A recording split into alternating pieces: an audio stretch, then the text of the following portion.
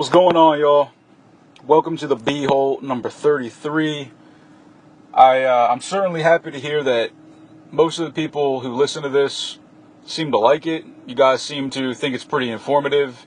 You seem to think that I'm fairly decent at it, which makes me happy to hear. So I do appreciate everybody who appreciates this.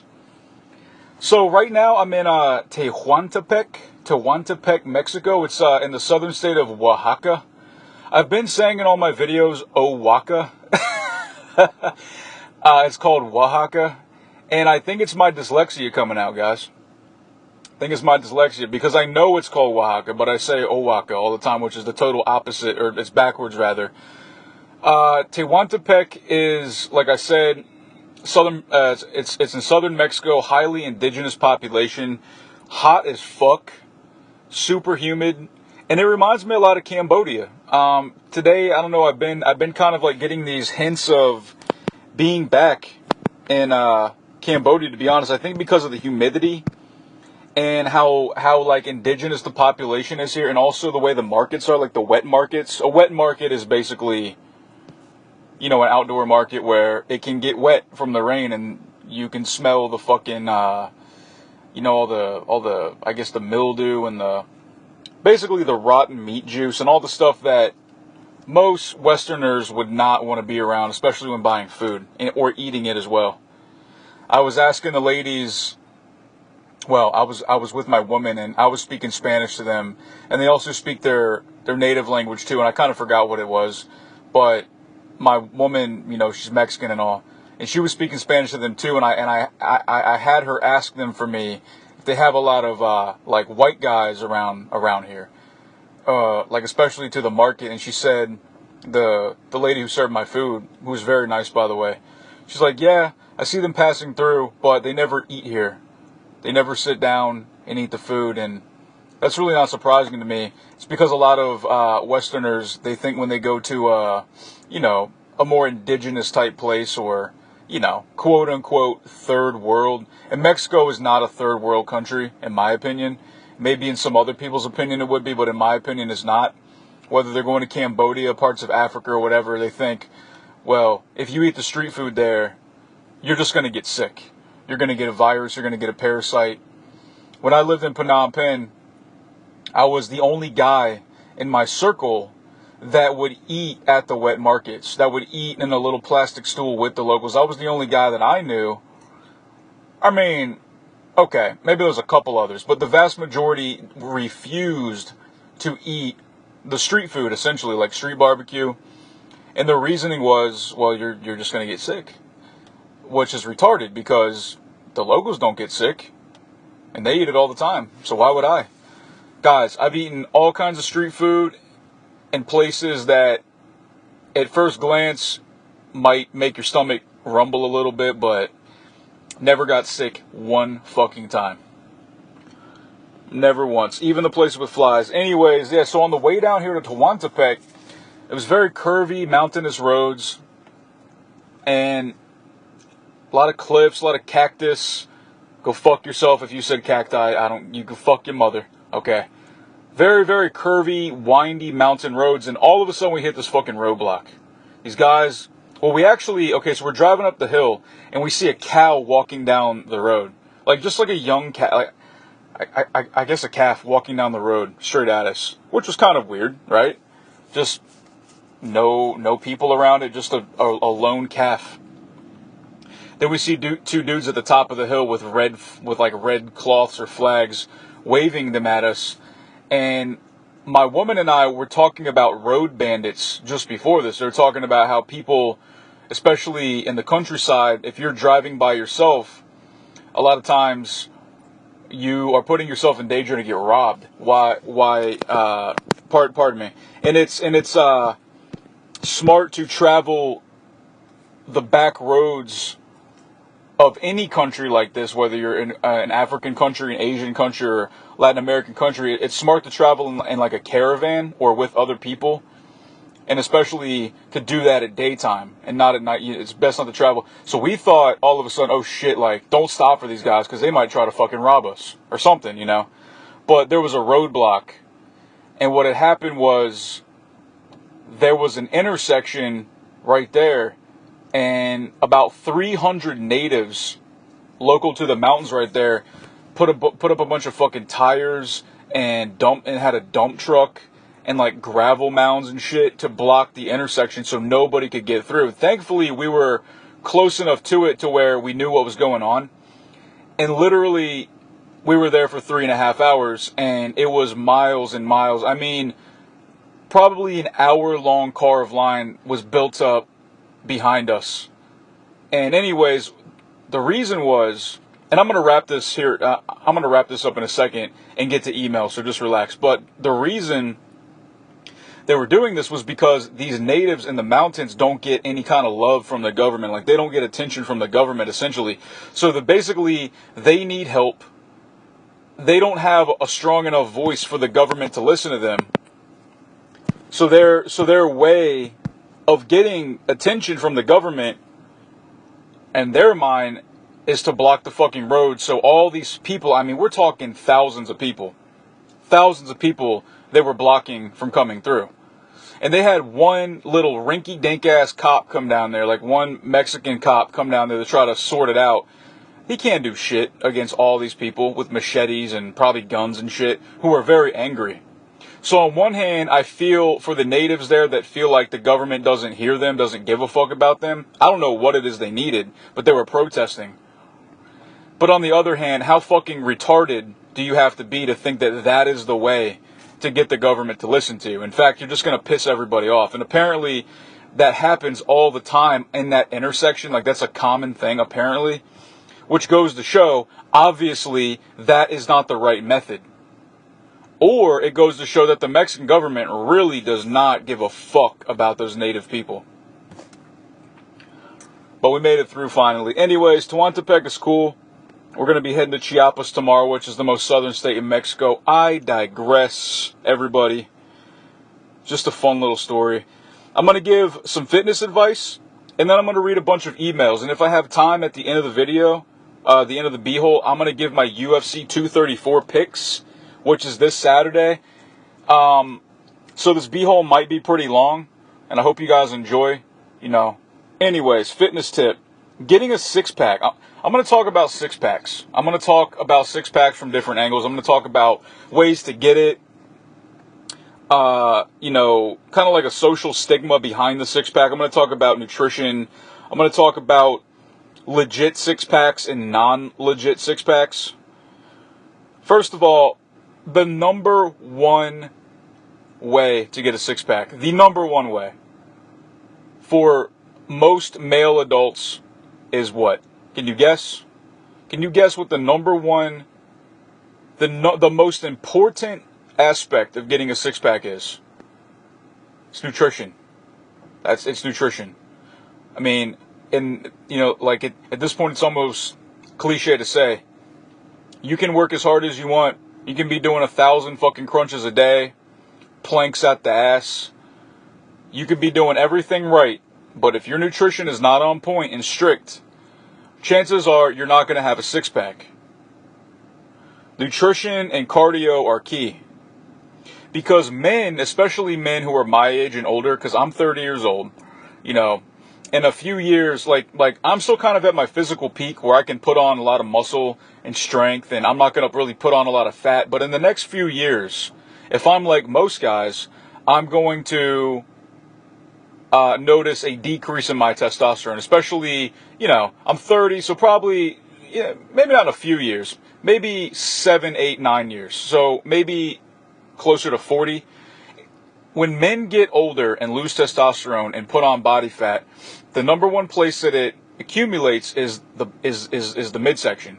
Whereas women will get it more in the hips, the thighs, the back of the arms, like the triceps, things like that. The guys will pretty much get it around the waist, like love handles, beer belly, and that's pretty much it. And if you're unfortunate, you get man boobs too. But those are guys, look, any guy who has man boobs, you just straight up don't fucking exercise. Sorry. You don't give a fuck about exercise. Let's talk about something. A six-pack doesn't count if you cannot squat your own weight for reps, meaning at least 8 to 12 reps, or bench press your own weight once. All right? So I'll say that again. There's a lot, if you can't squat your own weight, for example, if you're a 200-pound man and you have a six-pack, or no, a lot of 200-pound guys want to have six-packs because they're just bigger. If you're 150 pounds and you have a ripped-ass six-pack and all the girls like it and you like to show it off, but you can't squat 150 pounds 8 times or more, or can't bench press 150 once, this shit don't count, dude. All right? You're a fucking druggie. All right? Or you're anorexic. Six-packs are for show, especially the shaved ones. A lot of guys aspire to get six-packs. Why? Is it because they want to increase their athletic performance? No. To increase your athletic performance, you're not going to be doing crunches and eating fucking salads and avocados and all that gay shit to get a six-pack. Six-packs, most guys get six-packs to show them off. Is there anything wrong with that? No. I'm not saying there's anything wrong with that, but I'm saying don't try to sit there and act like it's not just for vanity. Six-packs are for show. And I'm always going to use UFC fighters as examples simply because I believe, aside from NFL athletes, like American football, like professional athletes, for anybody that doesn't know NFL, I believe that professional MMA fighters and NFL athletes are the most well-rounded, conditioned athletes on the planet. All right. Look at some of these NFL linemen. Do these guys have six-packs? Look at some of these linebackers. Do these guys have six-packs? Maybe some of them do. Look at some UFC champions. Look at Daniel Cormier, the UFC heavyweight champion. Does he have a six-pack? No, he has a belly. But he's a super highly conditioned athlete. What about Stipe Miocic, the guy Daniel Cormier knocked out, who was the former heavyweight champion? In fact, the most decorated heavyweight champion of the UFC of all fucking time. Did he have a six-pack? I mean, he had some muscle tone in his stomach, but he didn't have a six-pack. The list goes on, man. You can be strong as fuck and functional as fuck without a six-pack. That is my point. That is my point. Only a few types of people have legit six-packs. Alright, that's guys in their teens and 20s who just have a ridiculous metabolism already. They're probably active. There's countless guys who are teenagers or in the early 20s that don't really work out that hard or even eat that well, and they have abs. Pro athletes are guys with legit six-packs.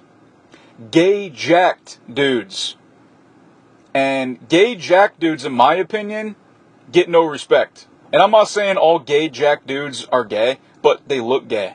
Simply because their primary goal in fitness and working out and nutrition is not for physical performance. It's not for athletic performance. It's not because they work a construction job and they want to optimize their physical output. It's not because they're an athlete, like I said, or because whatever,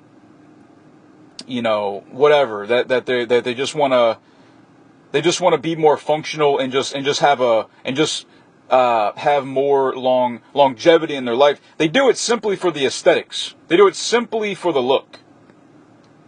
You get no respect from me. And the only guys with legit six-packs are genetic freaks, which are rare.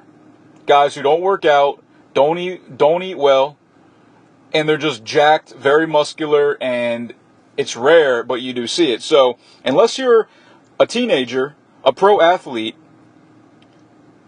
a gay guy, essentially, or a genetic freak, you're not going to have a six-pack, most likely. And there's nothing wrong with that. That's my point.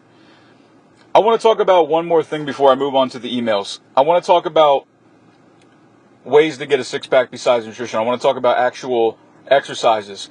And something that I've been doing on a daily basis now for the last couple weeks is every night I do planks. I do them religiously now. Planks versus sit-ups. Now, we all know what the crunch is. We all know what the sit-up is. Oh, do 100 crunches a day. When you wake up, do 100 at night, blah, blah, blah. Well, that's old school shit. sit-ups, crunches, and all that, they do work your abs. However, the risk versus reward isn't good. Studies have shown from the National Journal of Strength and Conditioning, they've shown from the United States military, that that sit-ups and things like that not only contribute to low back injuries over long periods of time, and if you do a bunch of sit-ups and crunches, you can actually kind of feel your lower back and how that might give you a fucking back injury, at least for me, even with good form. Not only do they contribute to low back injuries, but they also only hit 64% of the six-pack muscles.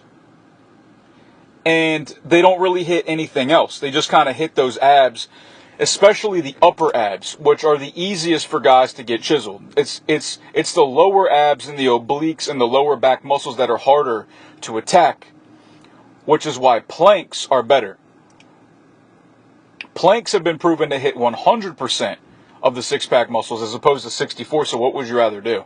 And they do not contribute to lower back injuries. In fact, they contribute to lower back health.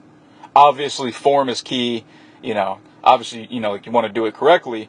But the cool thing about planks is not only do they hit the six-pack muscles, 100% of them, but they hit the obliques. They hit the erector spinae, which is, I'm not sure if I even pronounced that right. Essentially, your low back muscles. They hit, and this all depends on your form. It depends on the angles in which you do it. They work your shoulders. They work all the muscles that go down your spine.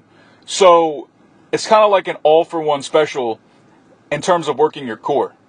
Now, what do? Every night, I'll do 3 sets of planks, 1 minute, 30 seconds each, 30 seconds of rest. And then I'll do, damn it, got the hiccups. I'll do some cobra stretches, and I'll do some child's pose stretches afterwards. It is well-documented fact that if you can hold a plank, perfect form, perfect form. That's all I got to say about it. Perfect form for 1 minute, then that's a good measure of physical fitness.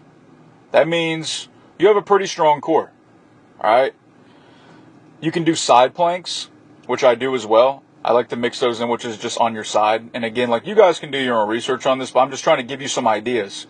Don't fall into that old school mentality where you just got to do fucking sit-ups and shit and, eat salads to get, to look good. That's fucking stupid. It's really lame. And it's not sustainable.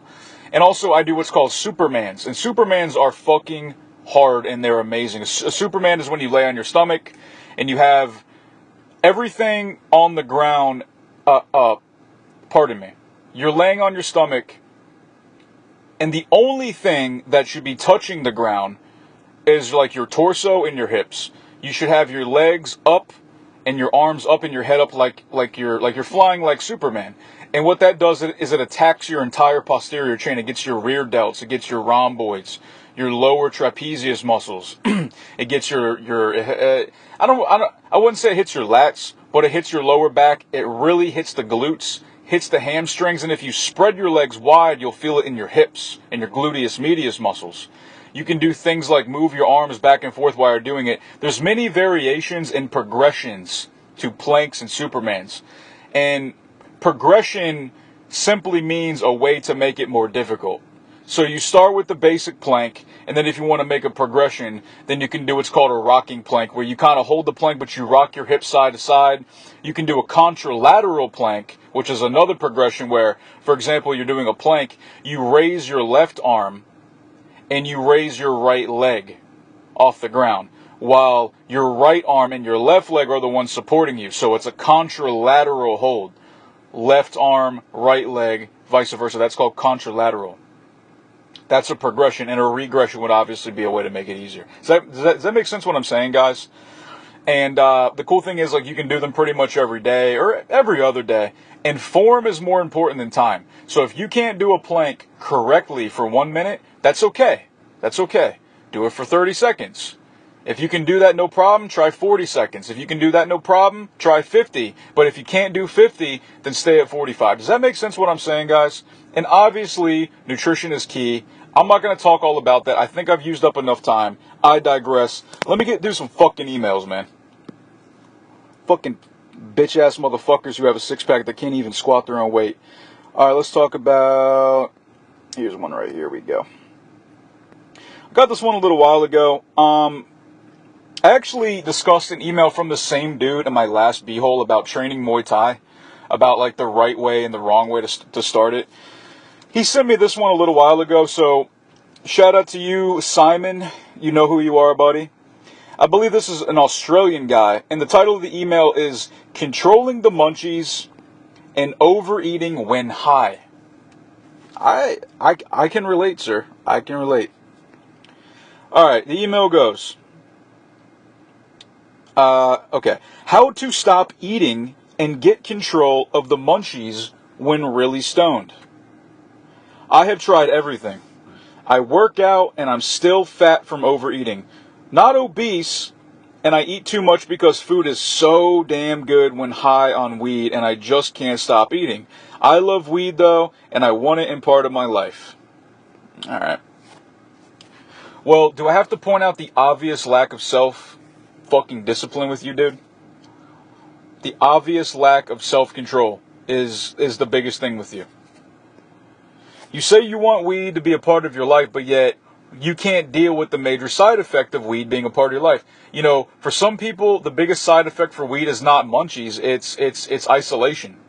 It's just staying in your house all day, your fucking bedroom, getting baked, and you don't want to go outside because everything scares you now. You're paranoid. You know, you don't want to talk to anybody. You just want to be in your little bubble and be high. But you can control your diet. For some people, it's your diet. For some people, it's just motivation in general. Like, you don't want to work out. You don't want to try to look for a better job. You don't want to really save your money. You just kind of, you're just kind of okay with just being super mediocre and just a bad version of yourself. Now, for most of my life, I smoked weed. Pretty much from the time I was 15 up until, up until about almost a year ago, I was a pretty regular pot smoker. I haven't really been a regular pot smoker in going on a year now. I don't have anything against weed. I just don't have it as part of my life anymore, nor do I miss it at all. When I was, 20, I want to say I was about 25 or so, 25. This was before I moved to Cambodia. I was living in Prince George's County, Maryland, and I had like a regular day job. I was a truck driver, like a local delivery truck driver, and I would train at least once a day, usually twice a day, in Muay Thai.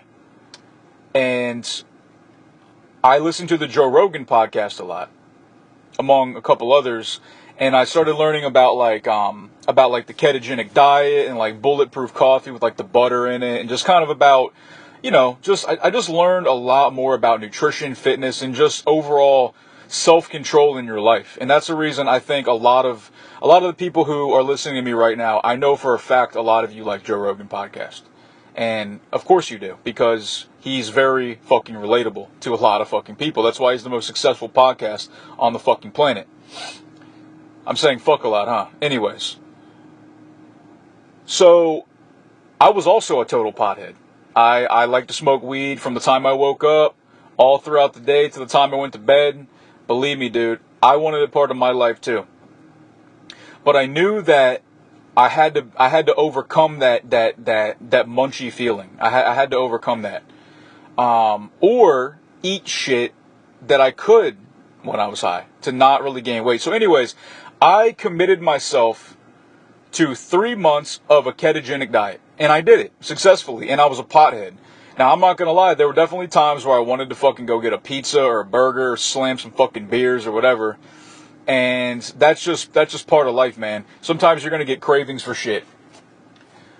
But I had a diet of primarily vegetables, good fats, meats, some fruit, a lot of nuts, seeds, things like that. And I went from 210 pounds. You know, I was pretty buff, you know, at the time, like 210. I was definitely carried some body fat, but I was definitely, you know, for all intents and purposes, I was a pretty strong looking dude, and I was. And I went from that to like 165, dude. I mean, in just a few months. That was obviously in combination with all my intense training. Like, I was doing a lot of fucking Muay Thai training, dude. And I was really hard on the diet. So when I got the Munchies, I just ate shit with no carbs and no sugar. That's it. Simple as that. I would eat almond butter. I would eat peanut butter. I would eat cashew butter. I would eat celery with peanut butter. Now, you might be thinking, oh, that sounds like shit. Well, dude, I mean, like you said, everything's so damn good when you're high, so why wouldn't some celery with fucking peanut butter be good? I would eat, what was one of my favorite snacks when I was high, when I was kid? Oh, yeah, dude, just cheese. I would eat cheese. Meat, cheese, nuts, all that stuff is zero carb. Now, not to mention,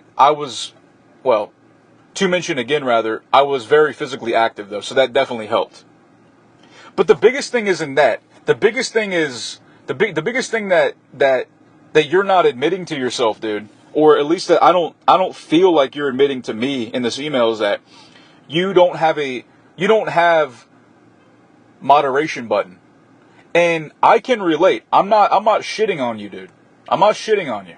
Because I have the same thing when it comes to drugs and alcohol. That's why I stopped drinking and doing doing all drugs, period. Because I don't have that voice in my head that says, hey man, 2 beers is plenty. No. If I have 2 beers, I want to keep drinking. I want to start smoking cigarettes. I want to start thinking about doing harder drugs. That's just the kind of guy I am. So I had to stop doing all of it. Which begs the question, what is it about weed that benefits you, dude? Like, take a piece of paper and make a Venn diagram, or just a comparison chart of any kind. List the benefits and list I guess pros and cons. All right, the pros for me at least, and probably the pros for you, is that it makes you okay with being bored. Right? It makes boredom go away. It makes things that are not interesting more interesting. And more like surreal and trippy. Dude, believe me, I get it, dude. We can be fun. But what are the, that's it. That's it.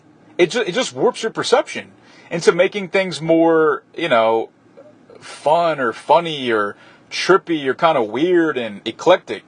What are the disadvantages to being a pothead? Number one, you're spending a lot of money. Number two, especially with me, I don't live up to my full potential. Especially if I do it all the time. Like if I do it before I paint, or before I even go on a hike or something, sometimes it can enhance that experience for me. But if you do it all the time, it's not special anymore. It's no longer special. It just becomes a thing you do all the time. Another disadvantage is it makes you fucking eat a lot. And that's true, dude. Which costs you more money. And it puts on weight. And in turn makes you feel bad about yourself. So it's like, what are the real benefits of being like a regular pot smoker? Unless you can manage the side effects like paranoia and munchies, then stop doing it. Stop. That's it. And that's my advice. Either stop doing it and get your shit together, or still do it, but overcome those obstacles that it presents you, such as overeating and being paranoid and isolating yourself and being content with just sitting around your house doing nothing to develop yourself personally.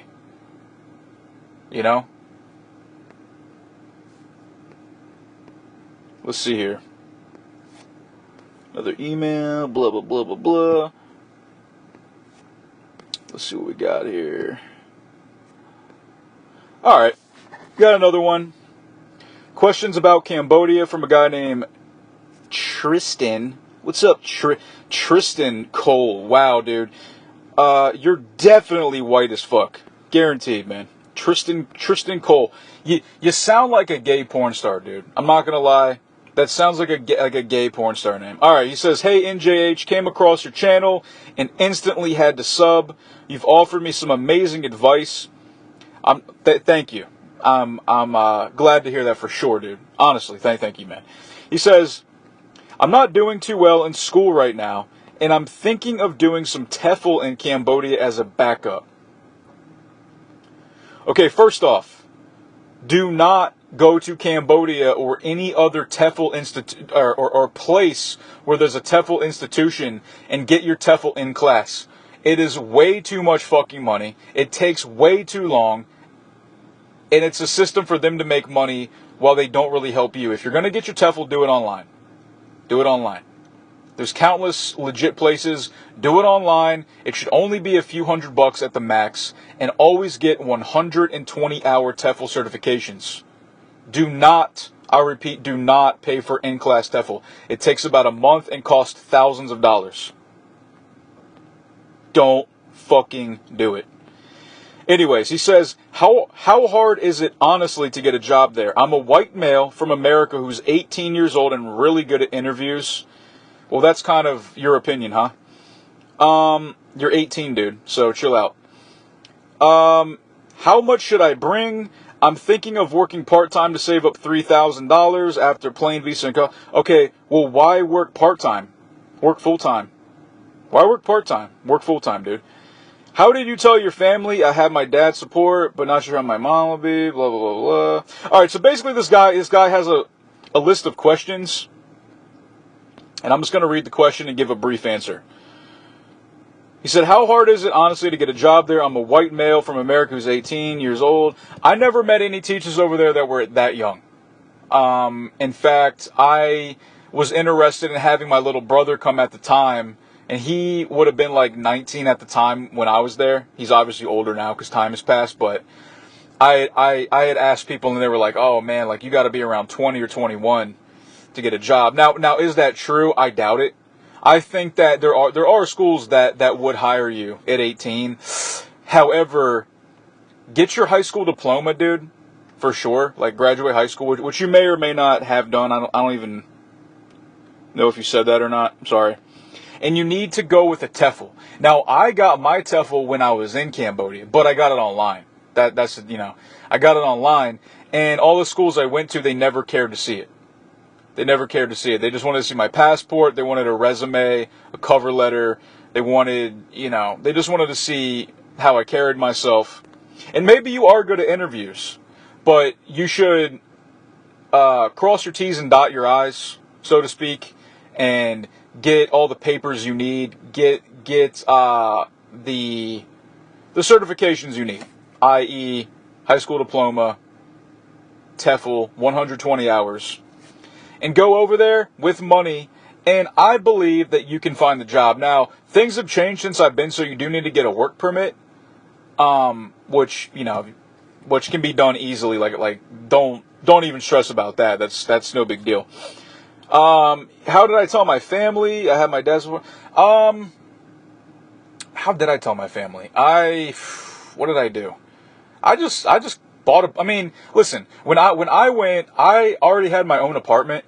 Like, I already lived, like 2 hours away from my family. I had a full-time job. I had my own pickup truck. I had a side business, I had a landscaping business that I owned and operated myself. I was a big boy at the time.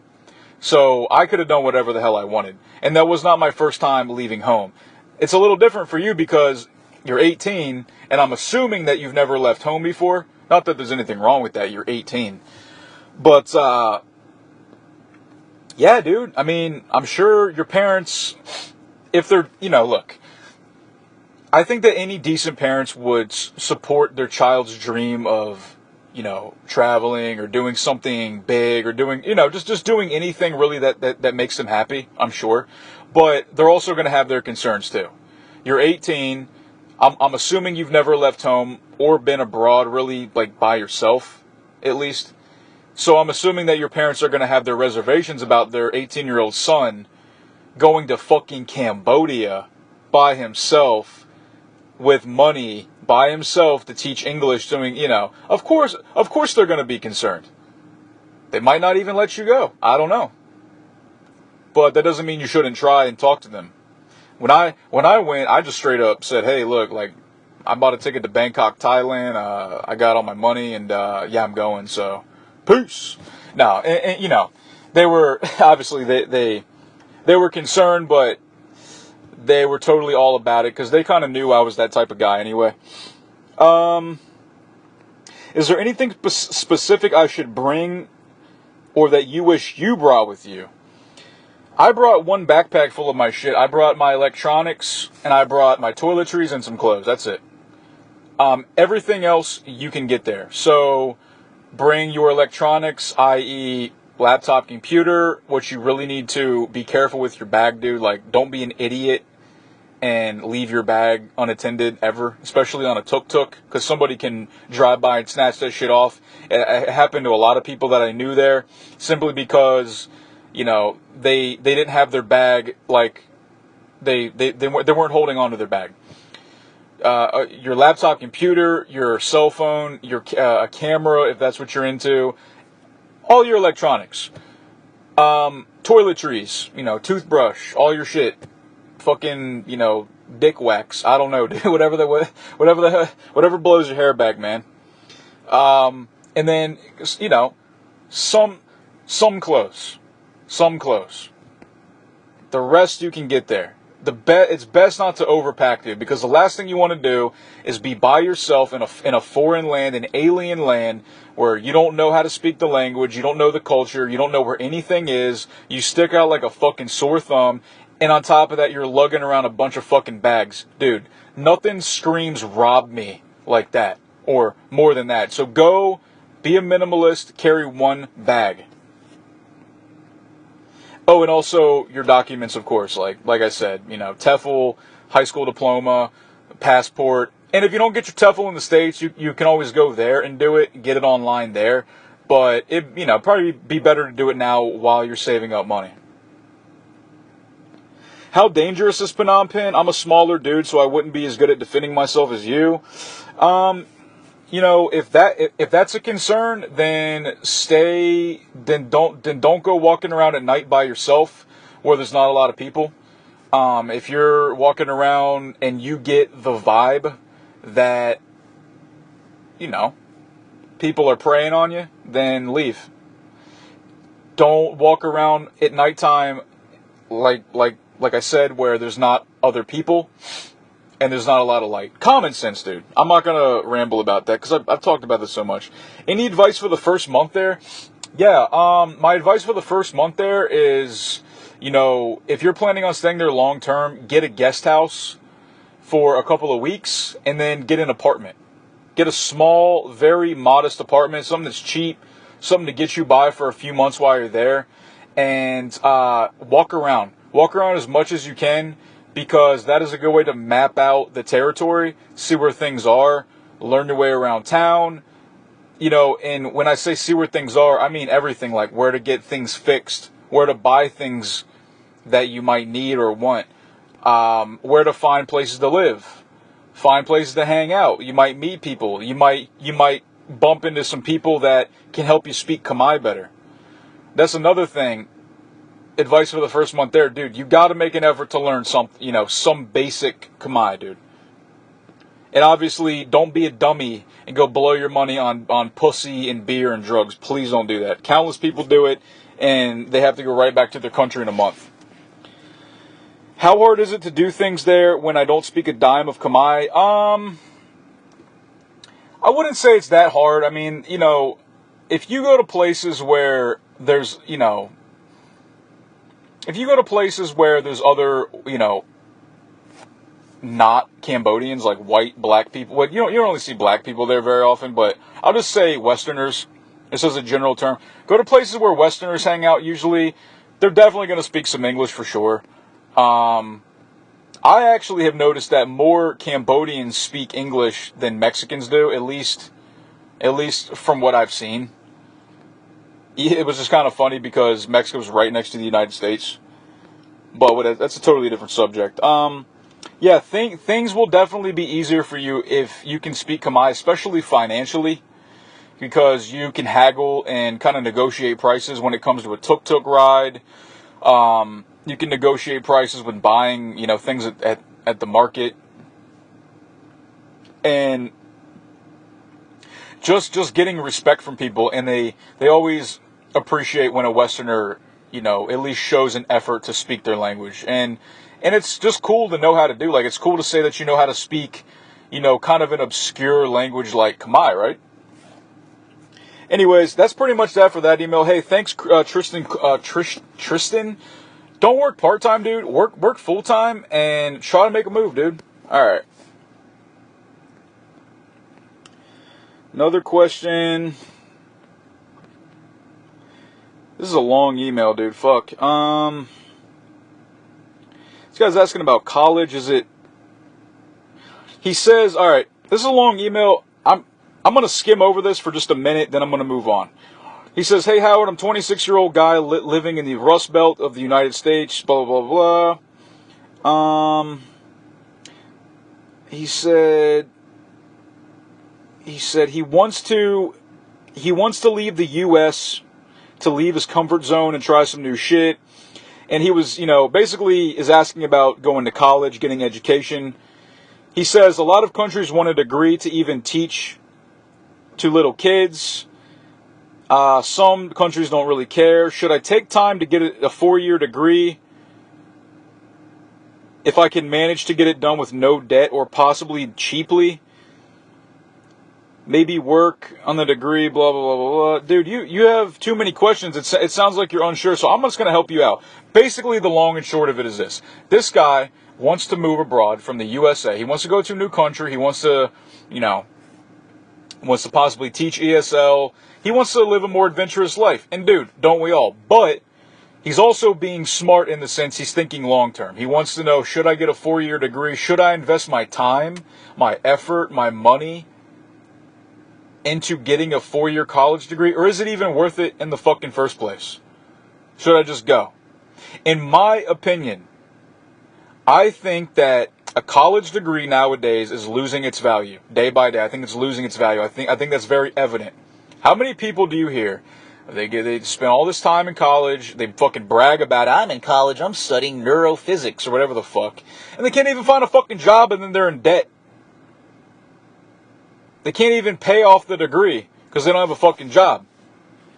In my opinion, no, you should not waste your time on a 4-year degree unless it is something that you are incredibly passionate about, unless it's something that you know for a fact you want to spend the rest of your life on. Like, if you are dead passionate about fucking biology and you really want to be a biologist, then yeah, you do need to go to college and get some education. But if you just want to travel the world, no, you don't need to do that. No, you don't need to do that. Now, it will help you get a job, always, but what about if you can't pay off the debt?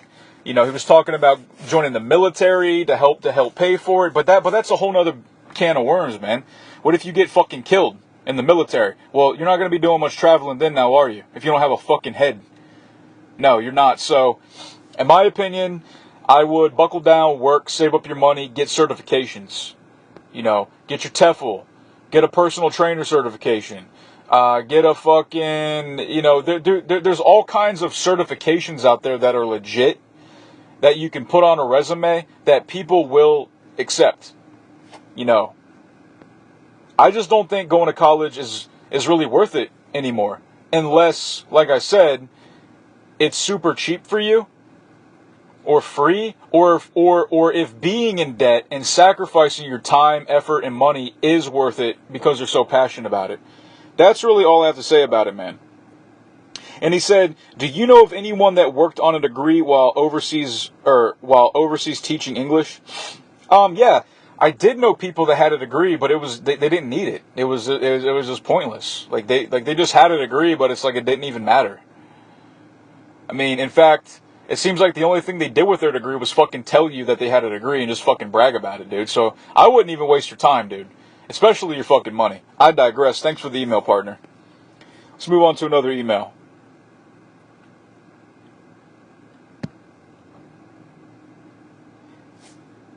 Let's see here. I'm gonna read. No, that's not it. That's not it. Sorry. Okay, this one's a little more. This one's a little less serious, I guess. Title of the email: Red Eye by Jay Con. Hey, bro, Jay here, living in Bangkok. I was wondering if you. Jesus, really, dude? You really sent me this? He said, I was wondering, have you ever busted a load and it shot right in your eye? Worst shit ever. I don't think that there is any way to cure it fast, right? Happens to me too often? Thanks, bro? Wow, dude. Alright, first off, shout out to Bangkok. Shout out to Pad Thai. Shout out to all the delicious Thai food and all the gold-digging Thai women in Bangkok. Have I ever busted a load in my eye? Yes, once or twice in my life. Obviously, I was in the laying down position. And let's talk about load shooting length. Like, okay, load, how would I word this right? Load distance? Like, yeah, distance of load? Would it be like load propulsion? Or load caliber? Alright, I'm done. The longer you jerk off, okay, and I could talk about like actual, like having actual sex here, but this is just about masturbating. Listen, any guy listening right now, which I'm sure at this point in the show, 100% of all the listeners are male. 100%. There's no way any females are listening to this shit right now. Okay. The longer you jerk off, the further your load will shoot. The more excited you are or aroused you are, the further your load will shoot. And obviously things like actually I've noticed sometimes in this, not really now. I try not to beat off as much now because I'm in a relationship, so that kind of affects my sex life too. But that's a totally different topic. I've noticed that when I pull when I do binge masturbation where I like jerk off 3 times in a row, which, hey, don't fucking act like you haven't done it too, motherfucker. You know you've beat off 10 times in a row. Fuck you, dude. It seems like on the first nut, it's like a regular, like it maybe squirt like a few inches or whatever and like land on my fucking leg. But the second time, it'll shoot and hit the fucking ceiling. So, yeah, I have laid down and accidentally shot, and yes, keyword accidentally, shot on my face and or eye. It didn't, I can't say it burned though, because I think the reason was because I instinctually immediately closed my eye. So I never got it in my eye, but I saw it coming at me, and I have cat-like fucking reflexes. So I immediately shut my eye before it got into my eyeball. Is there any way to cure it? Yeah, go wash your face off, dude. Thanks for the email, buddy. Appreciate it. Alright, man. Wow, dude. Wow. I'm going to... Alright, I have a few emails left, but I'm going to save them for the next B-hole. I'm going to save them for the next B-hole because I want to talk a little bit about UFC 234 now. If anybody has been listening to me for a while, have been following my No Joke Coward channel for a while, I'm balls deep into MMA. My little brother is actually the guy who got me into it. If it wasn't for my little brother, his name is Clayton, by the way. Brayton and Clayton. Isn't that cute, guys? Rhyming names. If it wasn't for him, I would have never moved to Cambodia. I would have never started a YouTube channel. I would have never fought well, I actually did fight professionally. I would have never fought professionally in the kickboxing ring, because I would have never developed an interest for martial arts in general. So thanks to my little brother, I'm in the position I am now. And it's actually cool to think about how little things in your life can ripple or have like the butterfly effect, right? Like, I'm just going to talk about this real quick before I get into UFC 234. My little brother got into UFC about 5 years ago, whatever. I knew about it, but I wasn't like, I didn't really give a fuck. And then I would hang out with him and watch all these fights, and I actually got kind of into it. And then I decided to start training Muay Thai and boxing as a way to relate to my little brother. Or not relate to him, because we already related, but like almost as like a way to, I guess, kind of impress him but also share an interest with him. Does that make sense? But it also turned out that I was good at it, and that I really liked it, and that I really got obsessed with it, and so on and so forth. That path led me to learning a lot more about physical fitness and martial arts, and just that whole realm of endless information. It got me into Cambodia, which led me to making YouTube videos, which ultimately, making these YouTube videos, I would have never met the woman I'm with now, because she met me through my YouTube videos, and I would not be here in Mexico. So I wonder where I'd be right now if my little brother never got into UFC and shared his interest with me. Where would I be? And I'm sure that a lot of people listening right now, you have the same kind of story, where something small happened and it developed into something bigger, and now you're in a totally different spot in life because of that little thing that happened. And you might think, well, where would I be if that little thing didn't happen? So anyways. So UFC 234 coming up Saturday, February 9th in Australia. Now, I'm not going to lie, dude. I'm pretty balls deep in MMA, but a lot of these fighters I've never heard of before. Because I guess they're like from New Zealand, Australia, and I just don't really know who they are. On the early prelims, we got Lando Venata fighting, who does fight out of New Mexico, out of Jackson Wink. He's really good. He's got great movement. I think he made his UFC debut against Tony Ferguson a few years ago and almost finished Tony Ferguson. If you guys saw that fight, he landed a head kick. And Tony Ferguson got fucking rocked, dude. And Lando Venata almost finished him, but just the fact that Tony Ferguson is the fucking boogeyman that he is, El Kukui, the boogeyman. He actually survived the fight and ended up pulling off the win. I believe it was it was either a rear naked choke or a Darce choke. For the prelims, again, I don't know who a lot of these guys are. Oh yeah, Ishihara's fighting, okay, blah, blah, blah. Okay, hey, check this out. There's a lightweight fight. Guess what race these guys are. Okay, one guy's name is Devontae Smith. Guess what race he is. And the guy he's fighting, his name is Dong Hyun Ma. Guess what race that guy is.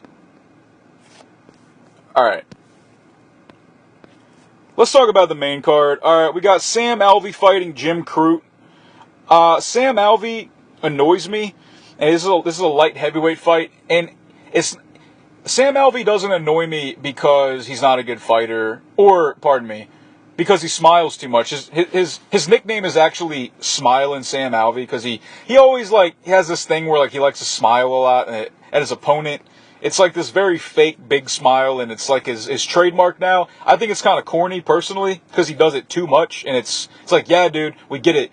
You're smiling Sam Alvey, but for sure, utilize some fucking footwork and better angles, and stop just throwing one-punch combinations. In fact, a one-punch combination is impossible, because for something to be a fucking combination, it has to be more than one, right?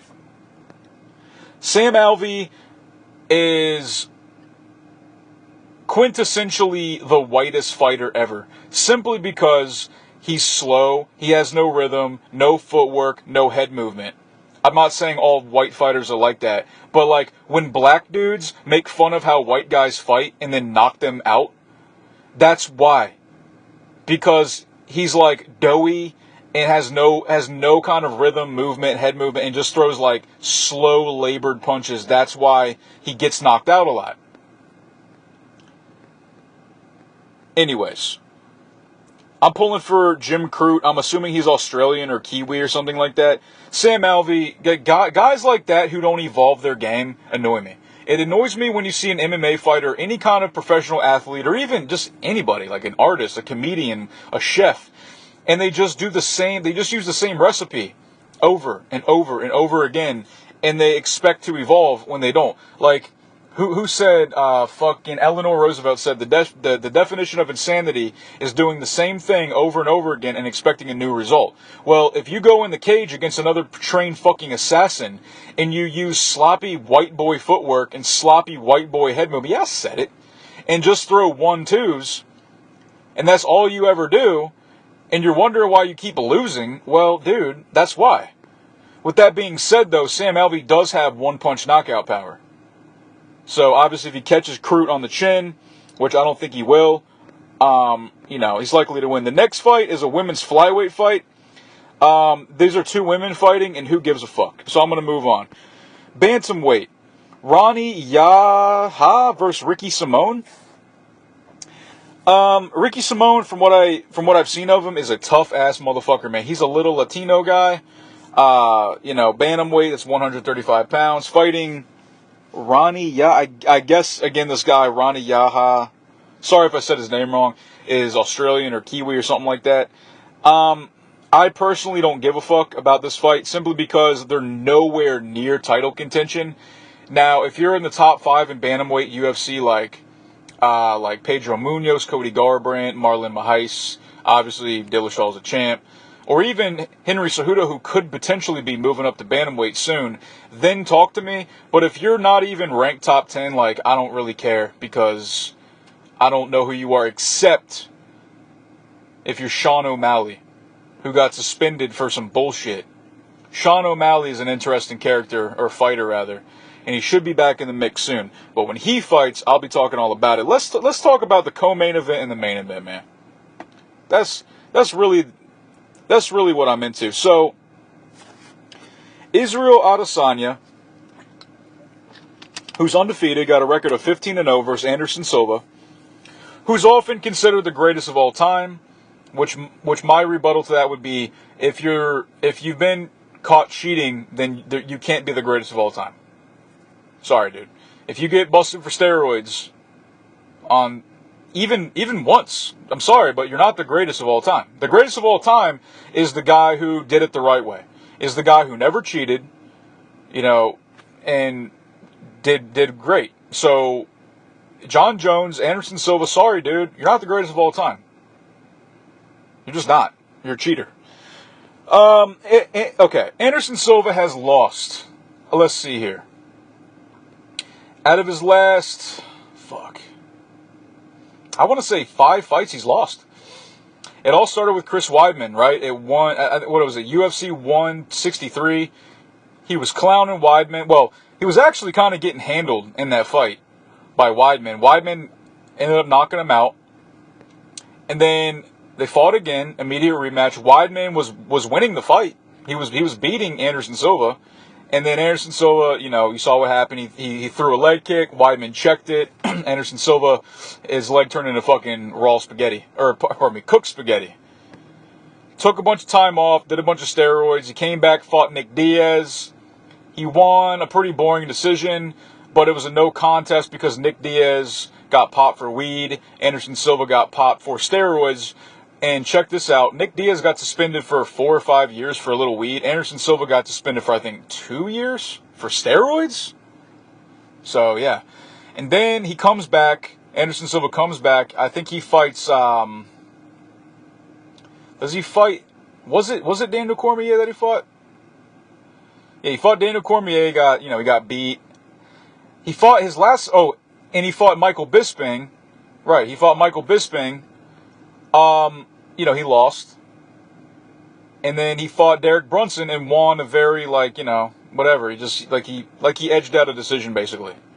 So, out of his last 6 fights, he's won 1. So, yeah. And Israel Adesanya is undefeated. He's on a fucking tear in the UFC. 2 finishes, 2 decisions in the UFC. Got a very good kickboxing record. He's 6-1 in boxing. So this guy, Adesanya, is a legit striker. I mean, this guy is not only is he a very interesting guy to watch fight, but the more and more I watch his interviews and I watch little documentaries on him, he's actually a pretty interesting person. I'm not going to get all into that and everything, but this guy, Adesanya, is he's a very interesting mix to have in the UFC now. He's just an interesting character. And you guys can kind of do your own research. How do I think the fight's going to go? Israel Adesanya has always looked up to Anderson Silva, so he's kind of fighting like his idol, right? Anderson Silva is 41. I don't think Anderson Silva is going to win this fight. Obviously I could be wrong, but I think that Israel Adesanya will outclass Anderson Silva. I think he's going to be like a better version of Anderson Silva. Like of Silva when he was in his prime, rather. I think the fact that Adesanya is fighting close to home in Australia, I mean, he's from New Zealand. Well, he's actually from Nigeria, but you know what I mean. Relocated to New Zealand, kind of grew up there for like the rest of his, like teenage life and all that. He's fighting close to home. He's going to have all the home support. My brain says Adesanya will win, and my heart wants Adesanya to win. Simply because if Anderson Silva does win this fight, I guess he's been promised a title shot if he wins, apparently. So he'll fight the winner of Gastelum, Robert Whittaker. My heart would rather see Adesanya fight the winner of Gastelum versus Whittaker, in which I think Whittaker will win. I think it would be a crazy matchup to see Whittaker and Adesanya fight each other in Australia for the middleweight championship. That's what my heart wants. My head also thinks that Whittaker is going to win. He's going to beat Gastelum, and Adesanya will fight him. And I think Adesanya could very well become the middleweight champion within the next couple of fights he has, for sure. I cannot wait to see this fight, dude, and I'm definitely going to watch it 100%. Super pumped up to see this fight, man. I'm picking Adesanya by third round finish. Knockout. Let's see here. Yeah, and I just talked about Robert Whittaker versus Kelvin Gastelum. I mean, I know. Well, look, I'm not saying that I just think that Robert Whittaker is just going to beat Gastelum. Obviously, Gastelum is proven to be a serious fucking threat. Just in his whole career. Now, something that's interesting about Robert Whittaker and Kelvin Gastelum is that they both started their careers at welterweight, at 170, as opposed to 185 at middleweight. Robert Whittaker did well at welterweight, of course, but he fought Stephen Thompson and got knocked out in the first round, and then decided to go to middleweight. And since then, I mean, to the best of my knowledge, he's been undefeated since then. He's beat the best guys. He's beat Uriah Hall. He beat Jacare. He beat Derek Brunson. He beat Brad Tavares. He beat Yoel Romero twice. Dude. I mean, that is so impressive. Who else did he beat at middleweight? He'd be like one more dude, but I'm kind of drawing a blank right now. Kelvin Gastelum is another guy who also did well at welterweight. He also did well. I mean, he lost a close decision to Woodley where he weighed in like 10 pounds over, which is obviously super unprofessional. But then he made his move to middleweight, knocked out Tim Kennedy, I think in the second or third round. Knocked out Vitor Belfort, knocked out, who else did he beat? He lost to Chris Weidman. He got choked up by Weidman. He beat Michael Bisping. I think he beat one more dude. I can't think of him. And now he's fighting for the title. I've always been a Gastelum fan. The thing about Robert Whittaker and Kelvin Gastelum, they're both excellent strikers. Kelvin Gastelum, thing about him is he kind of has that more, head down, chin up, boxing, like traditional boxing stance. And not that there's anything wrong with that, because it works very well for me. It's a very tight, crisp boxing, southpaw stance. You don't really see him throw kicks, but he's definitely an excellent wrestler. Good takedown defense. Excellent takedown defense, and has bombs for fucking hands. It's obviously he's got legit knockout power, and I do believe his pure boxing is better than Robert Whittaker's. But fuck, man, that's actually tough to say, man. Robert Whittaker. Hold on a second, let me pause this shit. Sorry about that, there got a little sidetracked. Robert Whittaker had started with the Hapkido style, the karate style, the more traditional martial arts style. So the cool thing about Robert Whittaker's boxing is that it's like a karate boxing. He pretty much uses hands, right? And he's got a lot of knockouts too. But the way he kind of darts in and out, I think is going to pose a lot of problems for Kelvin Gastelum, for sure. and I think he's the overall better martial artist, if I may. I think that this fight is going to definitely have a finish, for sure. And I think that Robert Whittaker is going to outskill Kelvin Gastelum, leading to a knockout punch or knockout head kick. Because I noticed something about Robert Whittaker that usually when he finishes his opponents, he kind of breaks them down with the hands, and then he'll throw a head kick, he'll land it, and then land a couple more punches and finish the guy. He usually finishes with the start of a head kick and then a barrage of punches. So again, he's also going to have the hometown support, and I personally think that Robert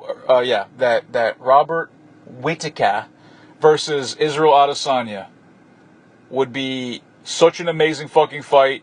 And it's cool that it kind of highlights that part of the world, because, you know, Australia, New Zealand, I'm not saying that the world doesn't know where that is, but it's just kind of cool to have like champions from that part of the world. You know what I mean? And have like, I guess, you know, like a rep, like a reputation for making good fighters. Like Mark Hunt comes from New Zealand, right? Who are some good Aussie fighters or Kiwi fighters? I'm trying to think. There's definitely some kickboxers and stuff. I'm trying to think who else is like a badass Aussie fighter. I guess Kyle Noak. If you guys know who that is, he doesn't fight anymore, but he used to. Pretty much Mark Hunt, especially, is probably the most well-known Kiwi fighter, like ex K1 kickboxer, UFC fighter, but never came to be a champion in the UFC or, you know, really had the best record either. So those are my picks, man. If you guys want to leave your picks in the comments section, that's cool with me. I appreciate everybody listening to the B-hole, and I apologize if the sound quality is bad because I am in a van right now, because the hotel room we're staying in, it's just, you know, I don't want to use up the room so my woman can't have it. So that's pretty selfish. Anyways, guys, trying to think what else I can say. Oh yeah, contact information. Hey guys, follow me on Instagram, please, at Brayton Howard. I will put the actual web link in the description box below and comment section. And if you guys have any B-hole questions that you want me to read on the B-hole, or you want me to talk about in the No Joke Howard video, don't be shy, guys. nojokestriking@gmail.com. Bitches. All that, again, will be in the description box, the comment section below, guys. Hope you enjoyed, and catch you next time, y'all. Peace!